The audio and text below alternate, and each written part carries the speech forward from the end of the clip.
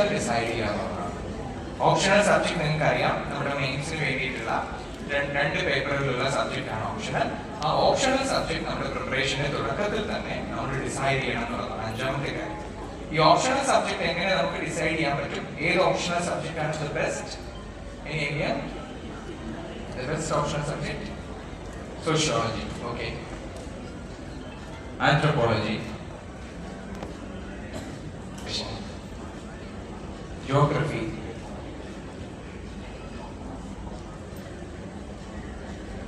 so optional subject relax ആണ്. അത് പിന്നെ നമ്മുടെ സ്ട്രെസ് കൂട്ടുന്ന ഒരു സാധനമാണ്. രണ്ട്, നമ്മുടെ those candidates or those aspirants who took this subject അങ്ങനെ ഫൈനലൈസ് ചെയ്ത് കഴിഞ്ഞാൽ പലപ്പോഴും കാണാറുണ്ട് aspirants usually change the optional subject in between.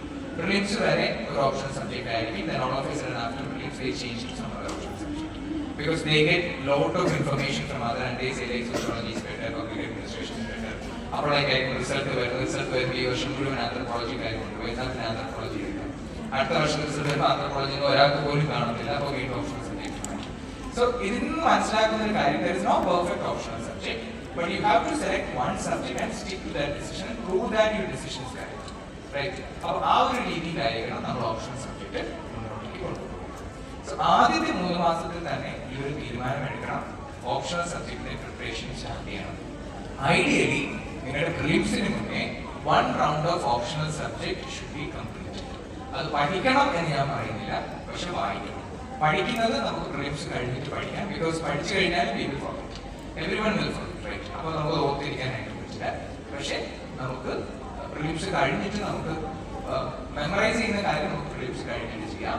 പക്ഷെ 1 റൗണ്ട് കംപ്ലീറ്റ്ലി ഓപ്ഷണൽ സബ്ജക്ട് നമ്മൾ നമ്മുടെ പ്രിലിംസിന് വായിച്ചിട്ട് വരിക. സോ അതിന്റെ പ്രിപ്പറേഷൻ ഈ ഫസ്റ്റ് 3 മന്ത്സിൽ തന്നെ നമ്മൾ സ്റ്റാർട്ട് ചെയ്യും. സോ ഇത്രയും കാര്യങ്ങൾ നമ്മൾ ഫസ്റ്റ് 3 മന്ത്സിൽ നമ്മൾ തുടങ്ങി വെക്കുന്ന കാര്യമാണ്. സോ ഇതൊക്കെയാണ് UPSC syllabus, 2 UPSC exam pattern identification,